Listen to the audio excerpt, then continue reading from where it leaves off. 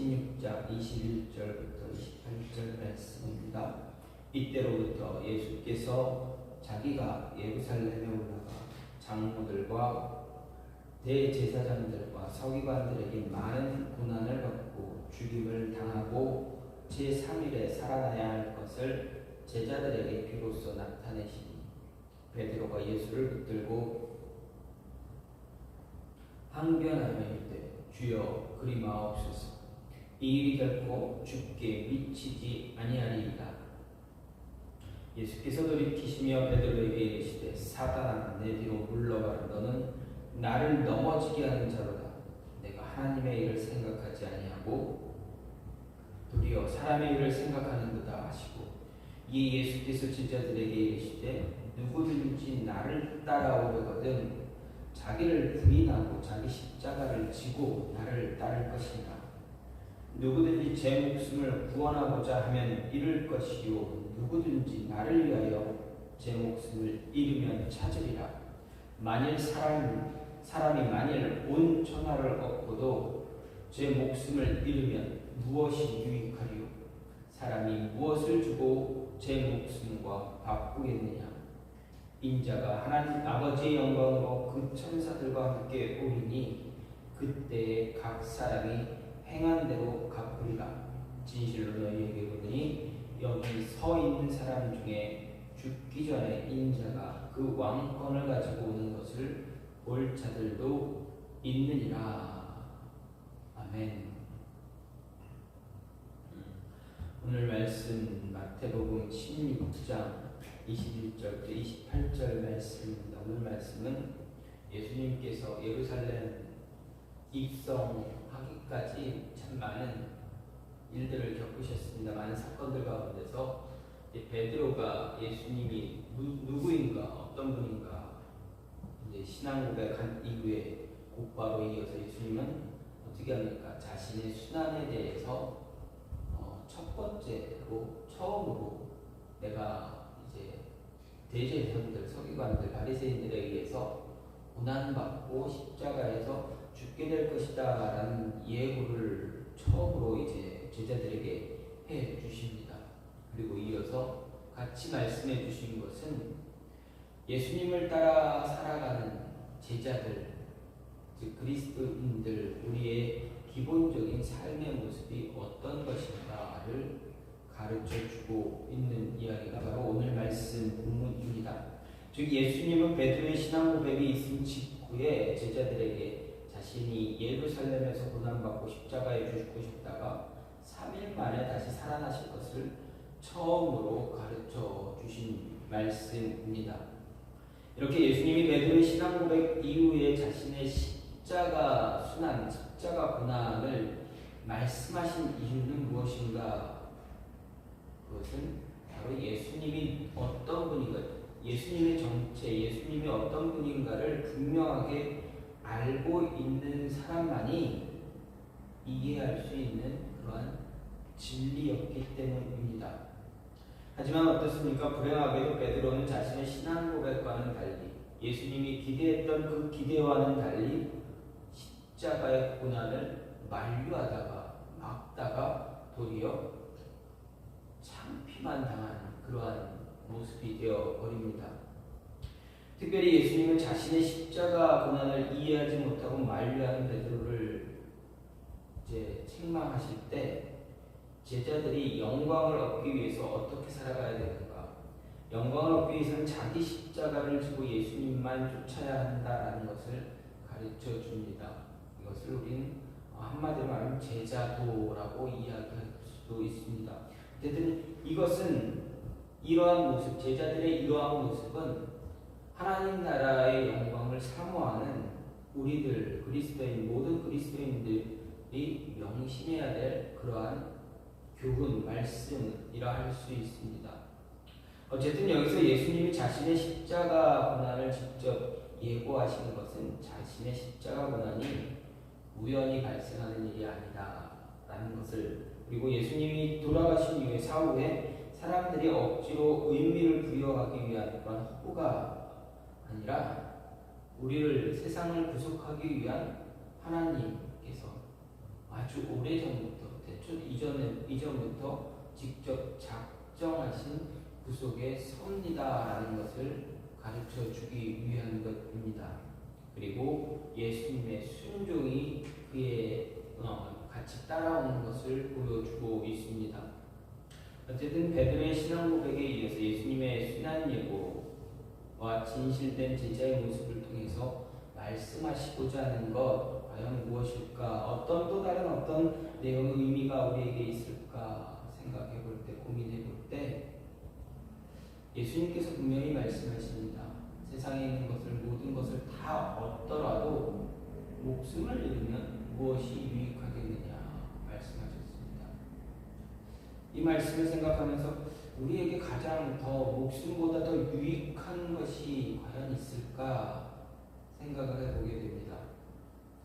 세상보다 더 소중한 것이 목숨이다 말씀하셨습니다. 그럼 목숨보다 더 가치가 있고 내 목숨보다 더 가치가 있고 내가 살아갈 때 더 유익한 것이 무엇이 있을까? 없을까? 있다면 무엇일까 생각을 해보게 됩니다. 여러분의 생명보다 더 유익한 것이 있습니까? 무엇이 더 있다면 무엇이 더 유익한 것입니까? 오늘 말씀에서 그 모습을 찾아보게 되는데 우리 삶 속에서 내 생애에서 가장 유익한 것 그것은 바로 하나님을 아는 것입니다. 우리 삶 속에서 가장 유익한 것이 바로 하나님을 더 많이 아는 것입니다.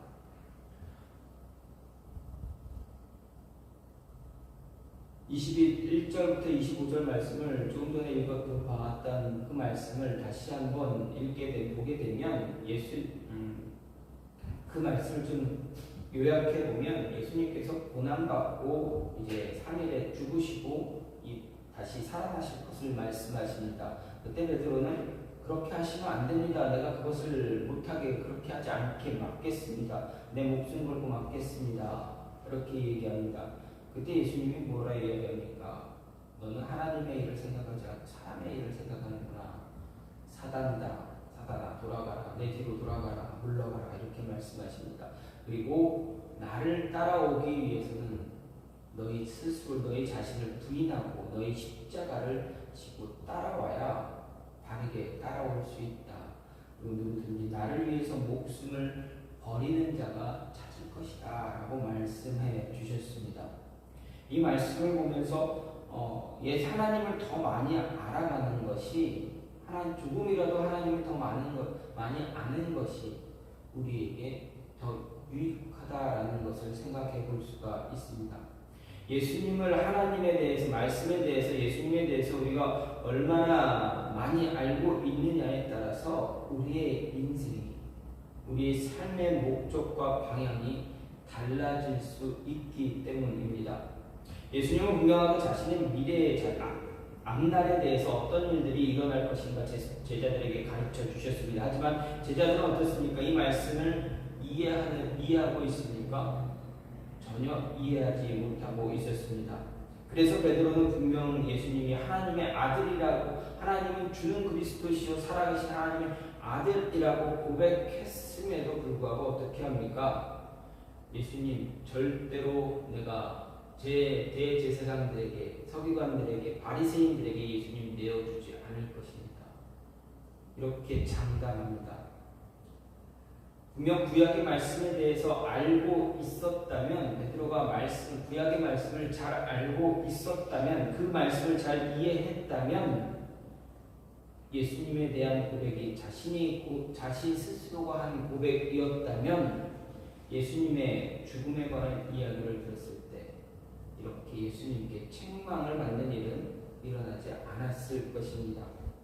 몰랐기 때문에 알지 못했기 때문에 예수님으로부터 하나님의 일이 아닌 사람의 일만 생각한다라는 이야기를 듣게 되는 것입니다.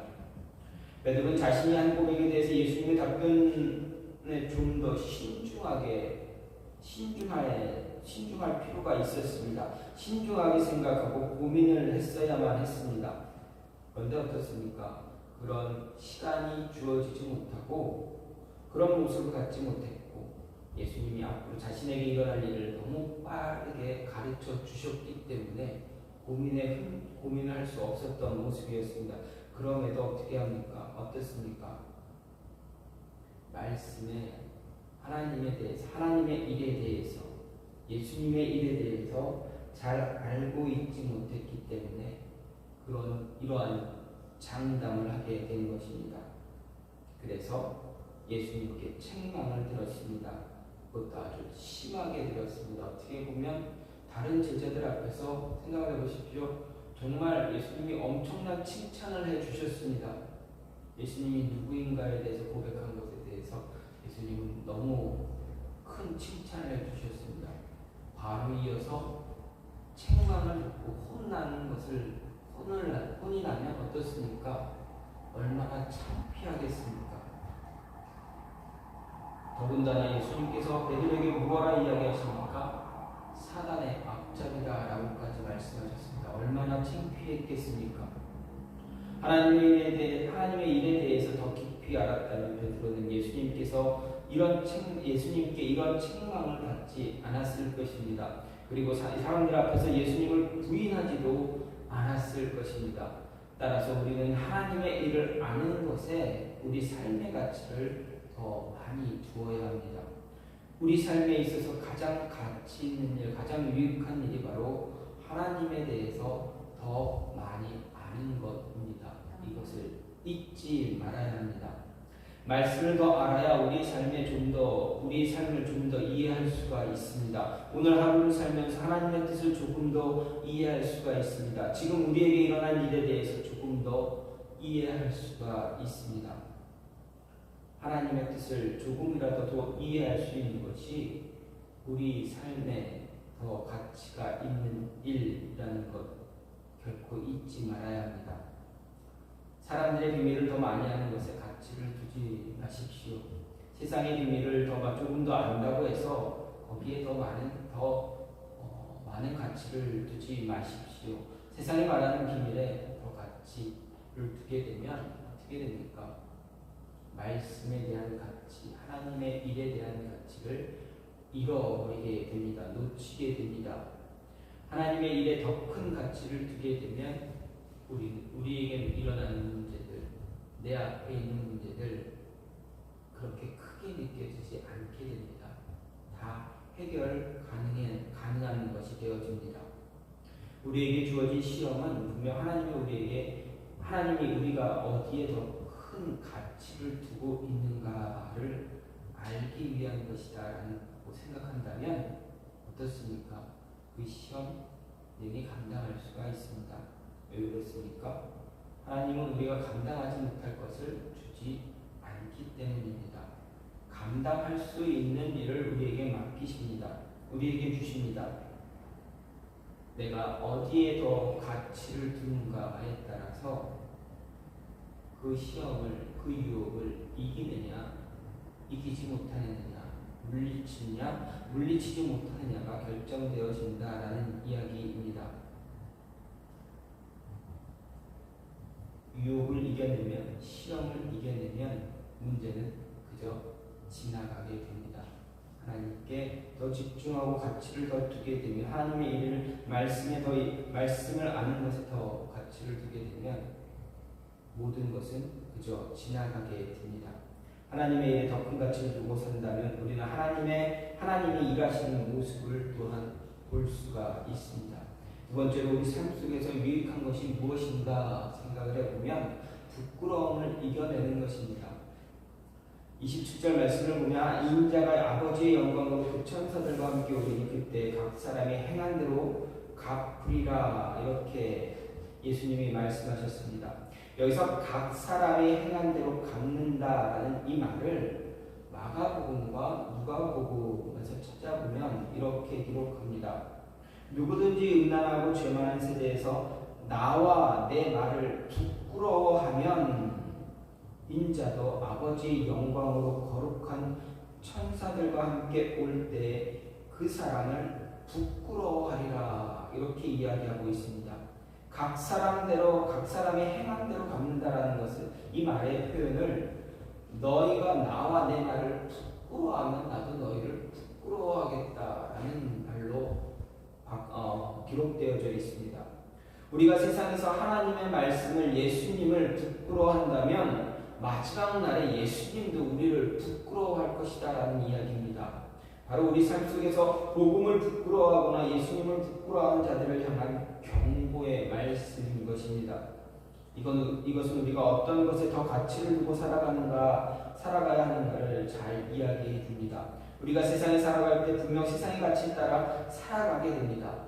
세상의 가치는 우리 그리스도인의 기독교의 가치와는 분명 다릅니다. 그 가치는 분명 예수님에 대해서 그렇게 크게 말하지 않습니다. 세상은 예수님에 대해 그저 위대한 인물, 즉 성인과 동일한 가치를 부여할 뿐입니다. 세상을 창조한 창조주의 모습으로 말하지 않습니다. 좀 더 가치를 부여한다면 어떻게 이야기합니까? 사람들이 뭐라 이야기합니까? 세상에 있는 많은 신들 가운데, 여러 신들 가운데 하나다. 하나일 뿐이다. 이렇게 이야기합니다. 하지만 어떻습니까? 예수님은 세상이 말하는 그러한 가치들보다 더 위대한 분입니다. 따라서 우리는 예수님을, 하나님을, 말씀을 부끄러워하기보다는 더 자랑스러워해야 합니다. 우리가 삶 속에서 그리스도인임을 부끄럽게 여긴다면, 아니 그리스도인이라는 것을 자랑스럽게 떳떳하게 드러내지 못한다면 바로 그 모습이 예수님과 말씀을 부끄러워하는 것이 됩니다. 많은 사람들이 사회생활하거나 학교생활할 때 자신이 그리스도인이다라는 것을 그렇게 드러내지 않을 때가 참 많이 있습니다. 숨길 때가 많이 있습니다. 제가 고등학교 때, 고등학교 2학년 때인가요? 네, 그때는 1학년이 지나서야 문과 이과를 나누는데 2학년 때니까 2학년 때 같아요. 같이 공부하는 친구, 같은 반 친구 한 명이 쉬는 시간에 조그만 성경책을 들고 쉬는 시간에 성경을 읽는 것을 봤습니다. 저도 그때는 열심히 교회에 잘 다니고 있었습니다. 우리가 말하는 신약 성경하고 시편만 적혀있는 조그마한 작은 성경을 들고 다니면서 보니까 매 시간마다, 쉬는 시간마다 매일매일 이렇게 읽는 것을 눈에 봤습니다. 저는 그 모습이 대단히 좀 신선했습니다. 그리고 참 부끄럽게 됐고 그 친구가 부럽기도 했습니다. 저렇게 나도 저렇게 성경을 읽어야 되는데 친구들 앞에서, 사람들 앞에서 이렇게 내가 교회 다니고 예수님을 믿는 사람이다라는 것을 보여줄 수 있어야 되는데 그러지 못했고 그렇게 생활하지 않았던 것을, 그런 모습이 참 어떻게 보면은 그 친구를 굉장히 부러워했습니다. 그리고 나중에 시간이 지나서 그 친구처럼 따라하기도 했습니다. 또한 제가 전도사 사역을 하면서 학교 학생들을 좀 만나게 됐습니다. 학생들하고 이야기하다가 교회 다니는 애들한테 교회 다니는 사람 손들어봐 이렇게 했습니다. 기독교 학교에 가서 말씀을 그냥 잠시 한 10분 15분 설교하는 그런 시간하고 애들하고 교제하는 그런 이야기하는 그런 시간이었습니다. 늘 가자마자 물어보는 질문은 늘 그렇습니다. 같았습니다. 교회 다니는 친구 있으면 손 들어봐. 애들이 손 안 들어요. 손 안 듭니다. 근데 제가 그때 이런 아이들에게 얘기합니다. 혹시 교회 다니는데 손 안 드는 거는 교회 다니는 게 창피해서 그러니? 물어봅니다. 그래도 조용합니다. 그런 거 창피하지 말고 나 교회 다니면 떳떳하게 이야기할 수 있었으면 좋겠다라고 이야기를 해줍니다. 사람들은 그렇습니다. 특별한 상황이 일어나지 않기에 드러내지 않을 수 있습니다. 그냥 굳이 자신이 내가 기독교인, 그리스도인, 교회 다니는 사람이라고 말하지 않는다라고 이야기하기도 합니다. 그 친구들이 굳이 내가 이야기하지 않아도 이야기할 이유가 없기 때문에 이야기할 필요도 없을 것 같아서 이야기하지 않습니다라는 이야기를 합니다. 그런 이야기를 듣습니다. 하지만 이런 모습은 바로 우리가 복음을 예수님을 부끄러워하는 모습이 되어질 수도 있다라는 것입니다. 만일 예수님이 우리가 살아가는 세상에서 우리와 함께 계시지만 특별한 사건이나 어떤 일들이 일어나지 않는다고 해서 우리와의 관계를 말하지 않으신다면 예수님이 나와의 관계를 사람들 앞에서 이야기하지 않는다면 우리는 어떤 마음이겠습니까? 이거 조금 바꿔서 생각했을 때 과연 나는 예수님이 나에 대해서 누군가 내가 내 자녀야, 내 제자야 라고 밝히지 않으시고 그냥 사람들과 늘 이야기하다 그냥 가시고 또 이렇게 그런 모습을 한다면 과연 우리는 어떨까? 우리 마음은 어떨까? 우리는 실망하지 않을까? 왜 예수님은 나를 좀 더 얘기해 주지 않았을까? 나와 더 친밀한 관계의 모습을 보여주지 않았을까라는 그런 마음이 들 수도 있습니다.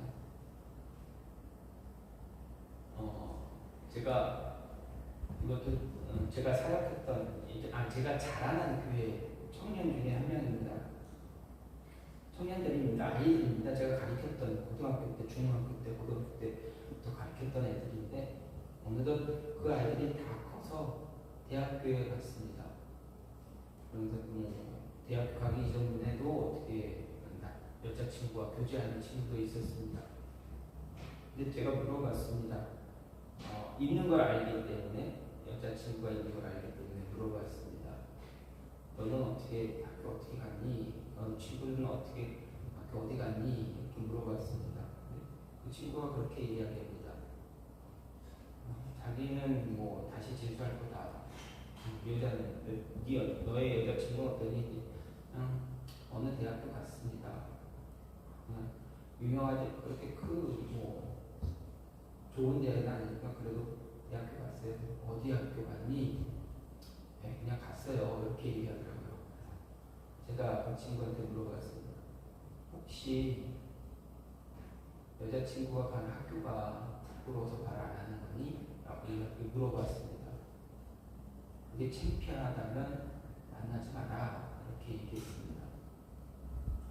만약에 이 모습이 반대로 그 아가씨가 그 모습을 보았다면 어땠을까?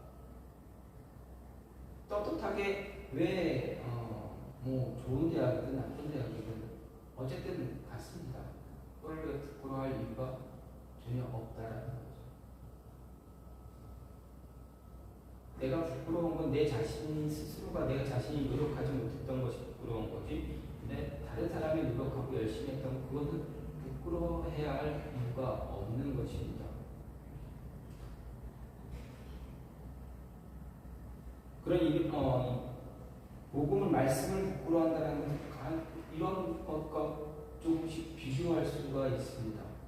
상대방의 마음이라면 상대방이 내가 이렇게 조금 숨기는 것 같은 것을 본다면 얼마나 마음이 아플까. 과연 우리가 예수님에 대해서 드러내지 못하고 떳떳하게 이야기하지 않고 있다면 과연 예수님의 마음은 어떨까라는 생각을 할 수가 있습니다. 반대로 예수님이 나를 떳떳하게 이야기하지 않으셨다면 우리는 어땠을까? 예수님 왜 그랬습니까? 어떻게 그럴 수 있습니까? 분명 따지고 물을지도 모릅니다.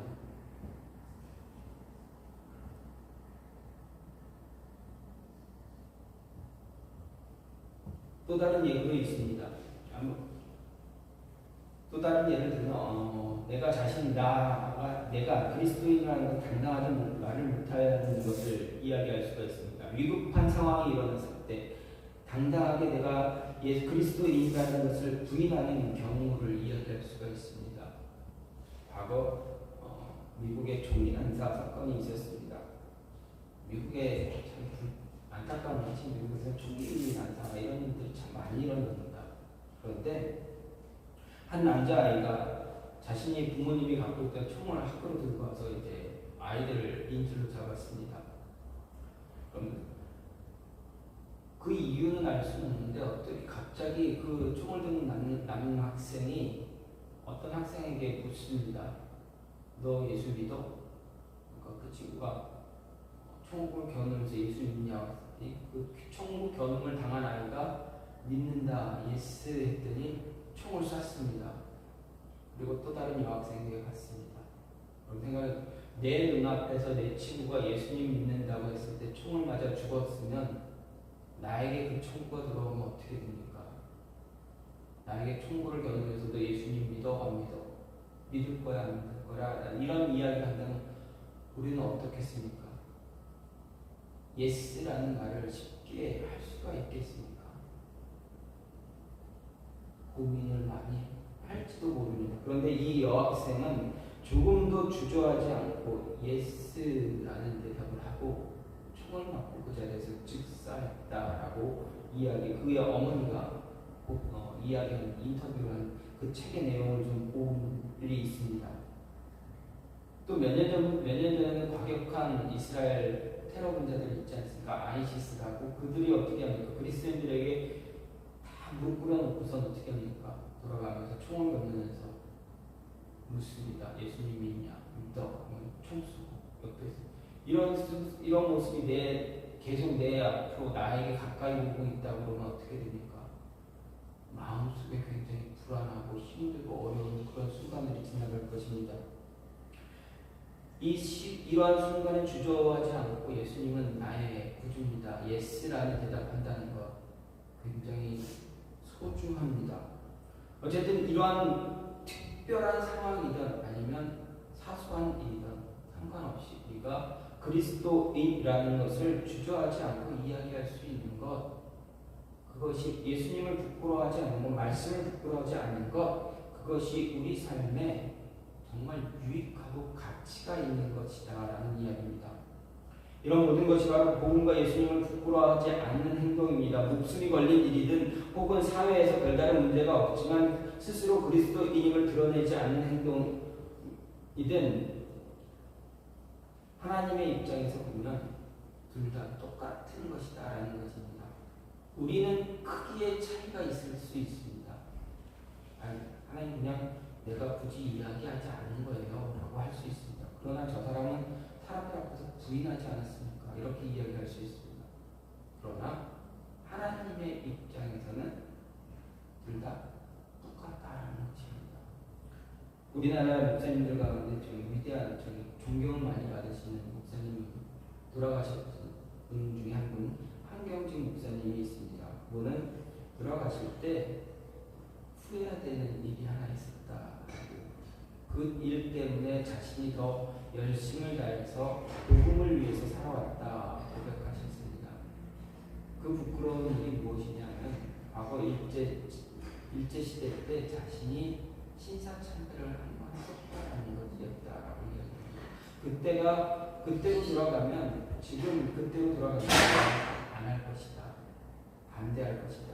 근데 그때 했었던 게 나는 참 부끄럽다. 그게 나의 삶의 가장 큰 오류다라고 고백하셨던 모습을 들었습니다. 말씀을 통해서 책을 통해서 보게 되었습니다. 어쨌든 하나님 앞에서 우리가 말씀을, 복음을, 예수님을 부끄러워하는 것, 크고 작은 일은 다 하나님의 입장에서는 다 같다라는 것입니다. 우리 삶에서 가장 유익한 것은 내가 누구인가 당당하게 밝힐 수 있는 것입니다. 부끄러워하지 않는 것입니다. 하나님의 자녀라는 것을, 그리스도인이라는 것을 당당하게 이야기할 수 있는 그것이 가장 가치가 있고 유익한 것이다라는 것입니다.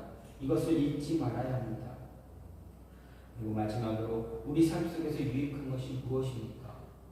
하나님을 더 많이 아는 것이 유익하고 하나님을 부끄러워하지 않는 것이 우리 삶에 정말 유익한 것이고, 그리고 성령의 능력을 우리 눈으로 볼 수 있는 것이 정말 유익한 일입니다.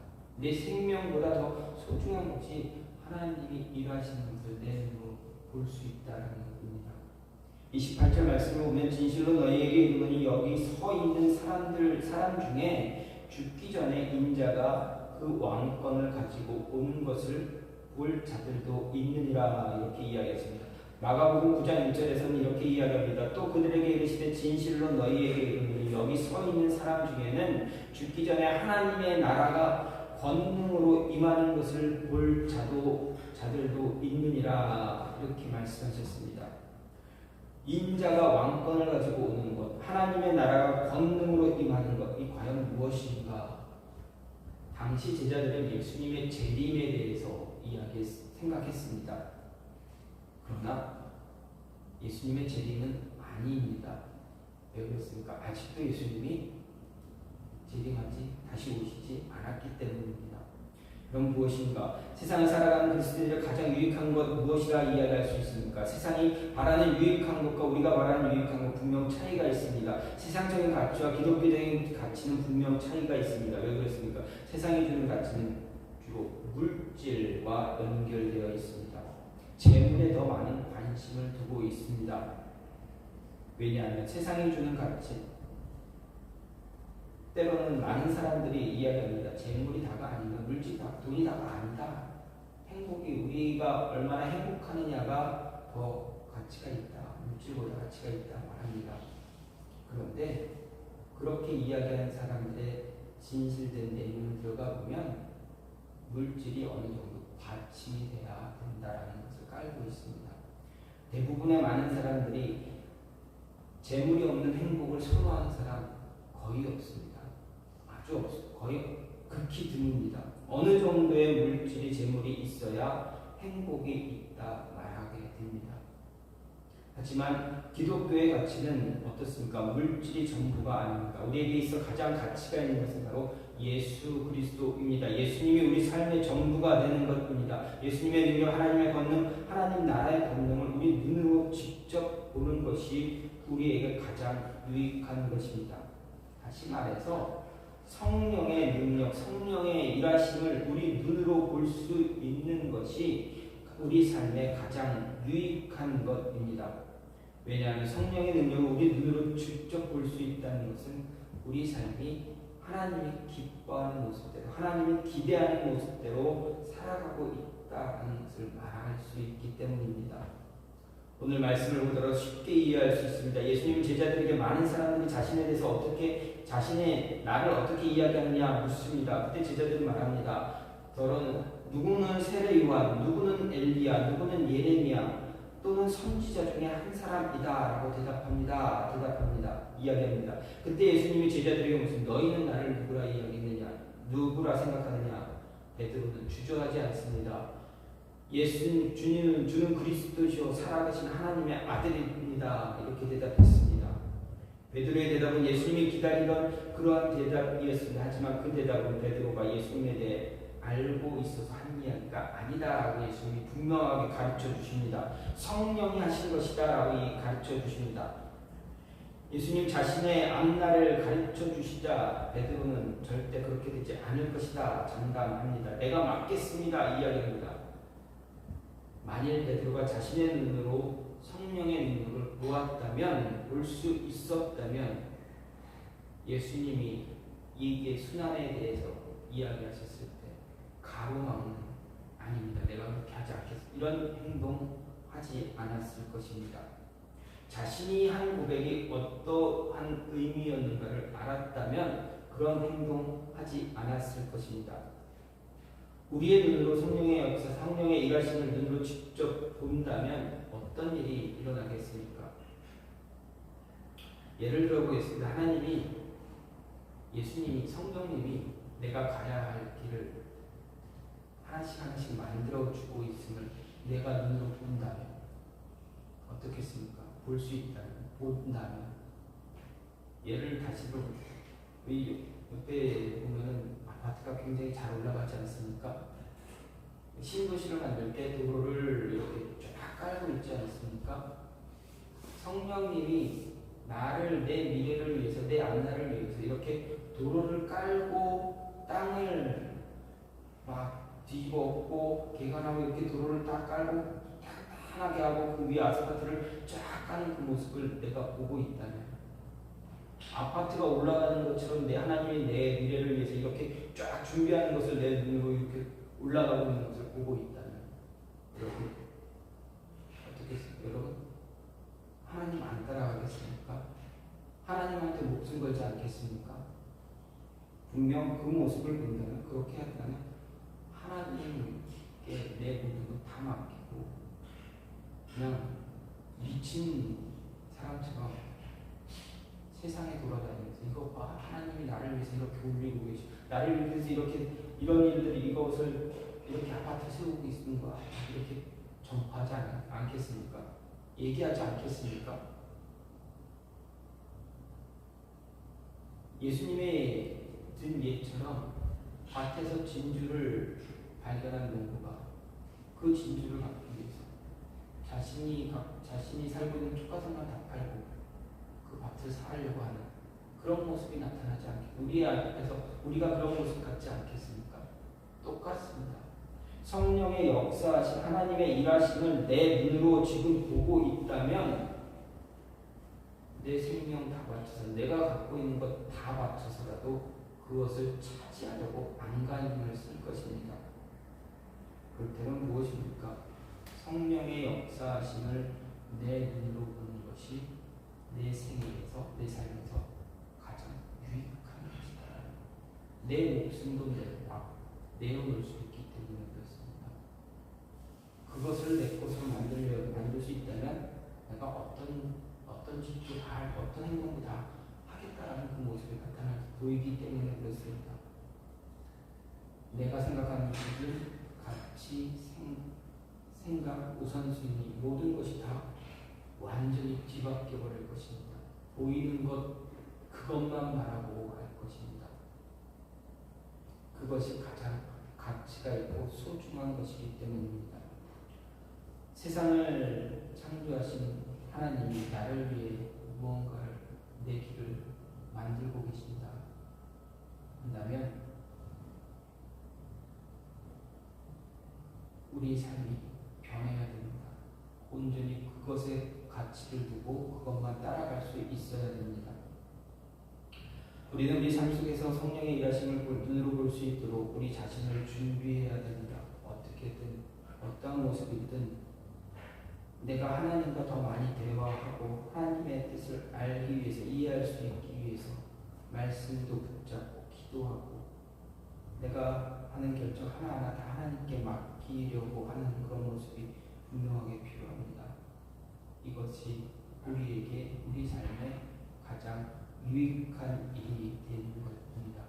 예수님은 자신의 순환에 대해서 자신이 어떠한 죽음, 어떤 고난을 받고 어떻게 죽고 또 어떻게 다시 살아가실 것인가를 제자들에게 처음으로 가르쳐 주셨습니다.